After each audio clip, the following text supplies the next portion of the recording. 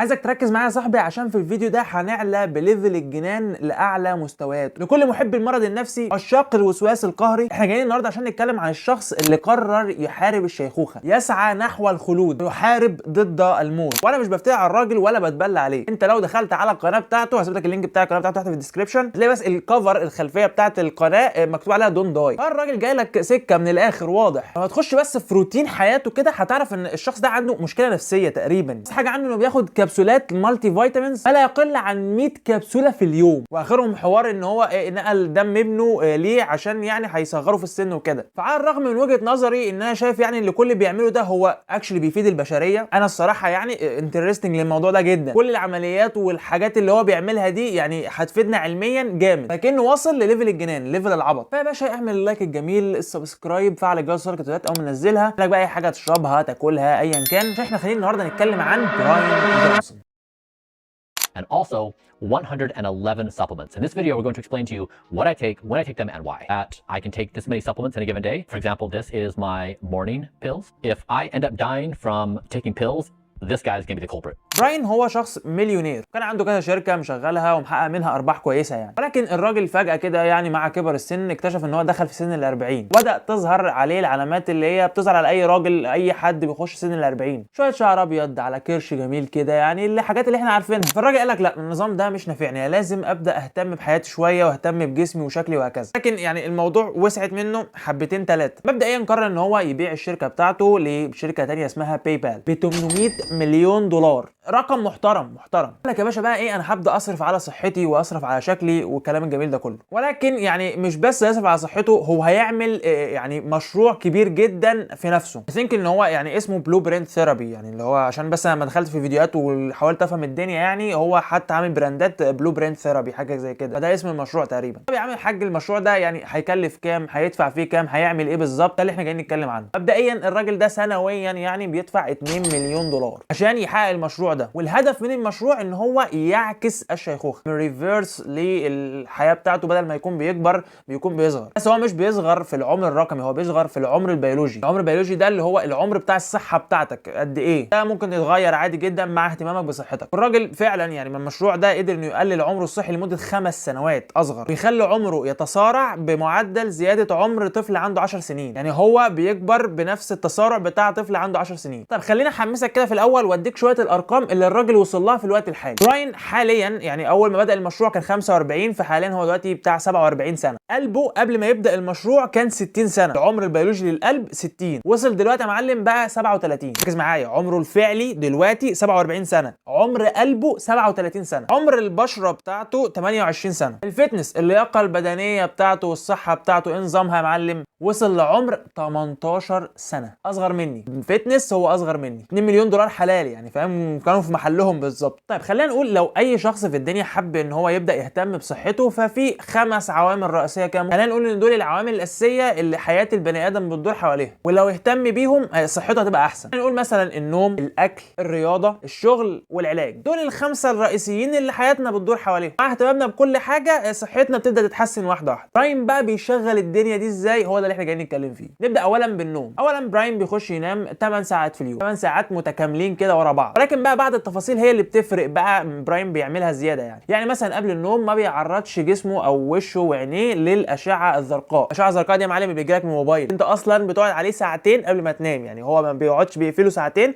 انت بقى بتقعد عليه ساعتين قبل ما تنام. طبعا الموضوع ده معروف جدا يعني ان هو بيفرق قد ايه في فكره ان انت تخش في النوم على طول وتوصل للنوم العميق كمان. وهو نايم بقى بيبقى درجه حراره جسمه مظبطها ازاي؟ في جهاز هو بيبقى مركبه، الجهاز ده بيقيس درجه حراره جسمه. المفروض على حسب كلامه ان درجه الحراره اللي المفروض جسمه يبقى فيها في حاله النوم 18 ل 20 درجه سليزيوس عشان يخش في النوم على طول. احنا عارفين ان ايه الاجهزه بتاعت الجسم كلها، العلامات الحيويه كلها بتبدا تنزل مع وصولك للنوم وكده، كل حاجه بتبدا تهدى بقى، ضربات القلب والتنفس وكل الدنيا دي. فالجهاز ده بيبدا يظبط درجه حراره جسمه، بيشوف درجه حراره جسمه وصلت لكام، ومتوصل بالتكييف اللي موجود في الاوضه، بحيث ان التكييف يتظبط على نفس درجه حراره جسم براين، فهيساعده ان هو يخش في النوم على طول. البرنس بقى بتاعنا بعد ما بيقوم من النوم 8 ساعات على طول، بعد كده اول حاجه بيقوم من النوم بيصحى الساعه 4:30 الصبح، يروح يا باشا قدام مرايه كده ويبدا ياخد اشعه ضوء، بس مش اشعه ضوء الشمس، لا اشعه مشابهه لضوء الشمس. وانا نفسي افهم هو ليه ما بيطلعش يقف في الشمس. يعني ما دي حاجه صحيه، ما احنا عارفين ان اشعه الشمس الصبح دي حاجه كويسه جدا. لا هو بيستبدلها بضوء، يعني حاجه زي كشاف كده بيسلط عليه ضوء مشابه لاشعه الشمس، مفيد بقى للجلد ومفيد للعينين ومفيد للجسم كله عامه، حاجه كويسه جدا. يبدا بقى في دوره العلاج بتاعته اللي هو بياخدها، بياخد له حبايتين الصبح كده فيتامين سي وحبايه ثانيه حديد، ده كبسولتين في الصبح كده، وبعد كده يخش لاشعه ثانيه بيعملها لمده 5 دقائق، اشعه زرقاء كده. الاشعه دي اظن انها بتتحكم يعني في الشعر وجوده الشعر، وان الشعر بتاعه يبقى كويس، او المخ تقريبا، ما فهمتش بالظبط يعني ايه فايدتها. بس هو بعدها بيقعد 5 دقائق في الاشعه دي، ضلم الاوضه تماما وقاعد في الاشعه الزرقاء دي. طبعا الاوضه بتاعته في وقت النوم بتبقى ضلمه كلها يعني عشان تبقى فاهم. وبعد الاشعه الجميله دي بقى بينزل يعمل مديتيشن. هنا بقى نخش على حته العلاج بالمره عشان يبقى ايه قفلنا ناحيه العلاج دي. فهو بياخد اصلا على الصبح كده في الصباحيه يعني بتاع 60 قرص في اليوم كامل، بتاع 100 قرص او 111 قرص تقريبا. عندك بقى معلم اشواجندا، بي كومبلكس، زنك، كولاجين، كرياتين، ميلاتونين، مغنيسيوم قبل النوم، يعني ميلاتونين عشان بيساعد على النوم وكده، فيتامين سي زي ما قلنا، وايرن، حديد، وحاجات تانية كتير يعني. طبعا انا بالنسبه لي بعاني مع شريط المضاد الحيوي اللي المفروض اخلصه ده. انت بتاخد حبايتين تخف فما بتبقاش عايز تكمله، ولكن ده كورس فلازم تكمله كله. انا بعاني معاه، ده بياخد لي بقى 100 قرص في اليوم عيش. من ناحيه الاكل فالاكل كله او النظام الغذائي كله نباتي، ما بياكلش لحوم خالص، فيجن من الاخر. الاكل النباتي ده بيعادل يعني تقريبا 1900 من 2000 كالوري تقريبا في اليوم. عنده طبعا مشروب الخاص بيه اللي هو جرين جانت، ده انا هحاول احط لك الصوره بتاعته هتظهر لك يعني قدامك دلوقتي. ده مشروب خاص بيه يعني، وفيه بقى كل العناصر الغذائيه المهمه جدا. لو جينا للتمارين بتاعته، فهو بيروح بعدها الجيم بعد ما يخلص الاكتيفيتيز اللي هي بتاعته الصبح ديت، بيروح يتمرن التمرين بتاعته لمده ساعه. التمرين بتاعه بيبقى عباره عن 35 تمرين بيمرن فيها الجسم كله، بتبقى اغلبها ان هو بيعمل اطاله للجسم كله، عضلات الجسم كله تبقى فيها استطاله كافيه يعني، مع تمارين اجهاديه بيعمل فيها مجهود عالي 3 مرات في الاسبوع. عنده برده جهاز كهربي كده يعني بيحطه على البطن، على عضلات البطن، بيعمل تمارين لعضلات البطن. عارف هو ايه لازمته؟ طب ما انت شخص رياضي ما تتمرن بطن احسن. ولكن مليونيرات معانا فلوس نشتري جهاز عادي جدا. طبعا في يومه بيعمل ريد ثيرابي وليزر، يعني بينام كده في اوضه وبيعرض جسمه للاشعه الحمراء، ليزرز برده في الشعر وكده عشان تهتم بجوده الشعر بتاعته. عنده فريق طبي متكامل على طول معاه، فحوصات، تحاليل للكبد وللدم وكل الدنيا ديت. اصلا لما بيصحى الصبح في الاول يعني بيقيس نفسه، بيقيس الفيتال ساينس، العلامات الحيويه بتاعته، كل حاجه خاصه بالقلب برده بيقيسها، وزنه،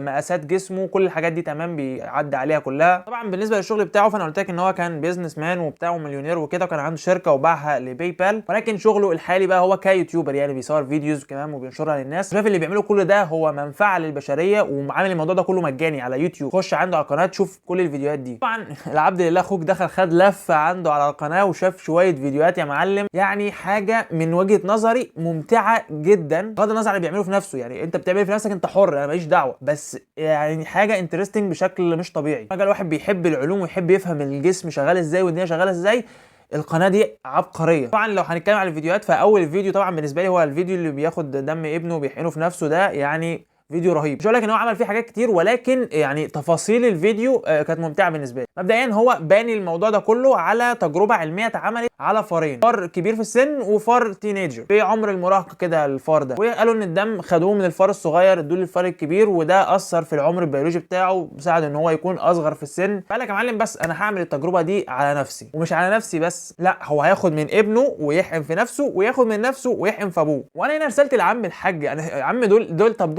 دول عيال وبيلعبوا، هنقول ان اللي عنده 45 سنه ده مجنون، والتاني ابنه يعني بيمشي ورا ابوه. انت يا عم راجل كبير، يعني ايه اللي مشاك ورا الحاجات دي؟ بس والله الصراحه يعني الراجل ده في فيديو يعني لذيذ جدا، وانا يعني متعاطف معاه، بيرعاهم كده وبيهتم بيهم. خصوصا ان براين قال ان هو ابوه كان ديفورست، يعني لما كان عنده 3 سنين تقريبا هو ابوه اتطلق من امه وكده وعاش معاه بقيت حياته يعني. وطبعا براين فعلا بالفعل هو في الفيديو خد دم من ابنه وحقنه في نفسه. هو كان بيتكلم عن فكره البلازما، وان البلازما دي هي اللي هتفرق، وما اشتغلوا عليها بعد كده ابوه نفس الفكره وعمل التجربه دي. ولكن من وجهه نظري، يعني من وجهه نظري الشخصيه، انا مش شايف ان هي اثرت قوي. يعني انت لو تبص على شكل وش براين كده ما تحس، انت تشوفه وتقول واحد ده شخص في الاربعينات من عمره، مش هتقول ان هو 28 ولا لا، بس هي بتفرق في العمر البيولوجي. طبعا كله كوم، وبالنسبه لي يعني والفيديو بتاع الهند ده يعني كوم تاني خالص. لو انت عايز تشوف الفيديو بتاع الهند ده كمان، ده فيديو جامد جدا، ممكن تتجاوز الحته ديت وتروح على الحته اللي بعدها اللي احنا هنرشح فيها ايه بقيه الفيديوهات اللي انت ممكن تشوفها. ولكن انا هحرق هنا الموضوع ده في الفيديو عشان الموضوع يستفزني جدا. الراجل المختصر المفيد يعني ان هو كان هيروح يصور حاجه زي بودكاست او كده، مقابله مع شخص موجود هناك في الهند، وهو كان بيتكلم على ان فكره جوده الهواء والاير بولوشن وتلوث الهواء وكده، وازاي بيأثر على صحه البني ادم. هو كان رايح المقابله دي ولابس ماسك كده، الماسك ده بيقيس جوده الهواء، فكل ما جوده الهواء بتقل بتديله ايه اشاره ان جوده الهواء هنا مش كويسه، فانت لازم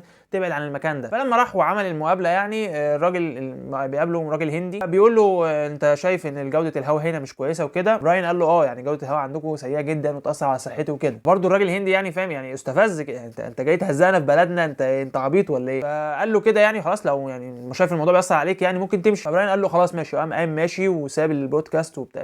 ايه يا معلم؟ لا يعني ما فيش احترام خالص اللي انت بتعمله ده. انت ماشي يا عم حافظ على صحتك وكل حاجه بس مش للدرجه دي. واصلا في اول الفيديو لما عمل بقى الفيديو صوره دخل في الهند ده شمالها عمال ايه يهزق في الدوله دي. اصلا بدا الفيديو بان انديا از ذا ثيرد كونتري ان ذا worst quality of air. الهند دي ثالث دوله في العالم من حيث تلوث الجو. قال بقى ان هو مستعجب جدا ان ازاي اصلا الناس بتمشي وبتمارس رياضه او بتروح الشغل او ايا كان في الجو ده من غير ماسكات من غير اي حاجه. ما راح الهند كان لابس الماسك اللي انا قلت لك عليه ده ولابس لبس بيحافظ على جلده من اللي هو يتاثر بجوده الهواء، وحاجه قمه بقى اللي هو انا قرفان اجي الدوله دي. برده ده معلومه كده ان التلوث الهواء بيأثر عمر البني ادم بحوالي 3.57 سنه. الكانسر بيأثر على عمر البني ادم ب3 سنين بس. طبعا الراجل ده مش هيخش الهند تاني، اتنفى من الهند مش هيخش الدوله دي تاني خلاص كده مش هيشمها. طبعا القناه بقى لفيت لفه حلوه يعني وشفت بقيه فيديوهات تانية زي الفيديو مثلا بتاع الروتين بتاعه والفيديو بتاع الهند ده وكذا فيديو تاني، وبرده ازاي تعالج الاتب اللي بيجي عند البني ادم ده ازاي هاو تو فيكس ات. يعني برده عمل فيديو عن الموضوع ده. فيديو عمله كده يعني مش عارف احط لك صورته طبعا ولكن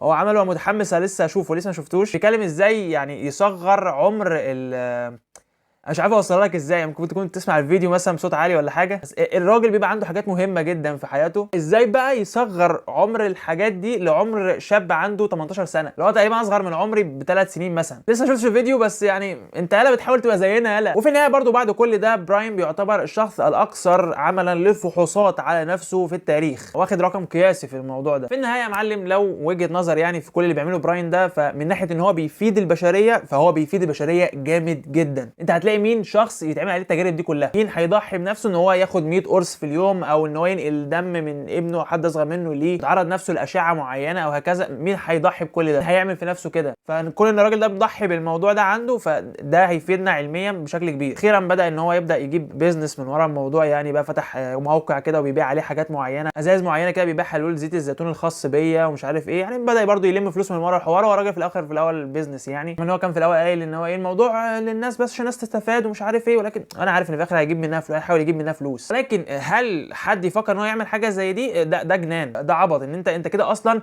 في وجهه نظري يعني انت كده مش عايش. انت بتاخد 100 قرص ده واشعه الضوء عامله ازاي وبتعرض نفسك لايه. في حاجات من الحاجات دي مهمه ان احنا نهتم بيها، النوم نهتم بيه تمام مفيش مشكله، رياضه الحاجات دي نهتم بيها تمام، بس الليفل ده من الاهتمام لا ده مرض نفسي. ولكن يعني مش كلنا معانا 2 مليون دولار ندفعهم في السنه عشان نعمل كل ده يعني. فبس يعني هو ده كان الفيديو بتاعنا النهارده.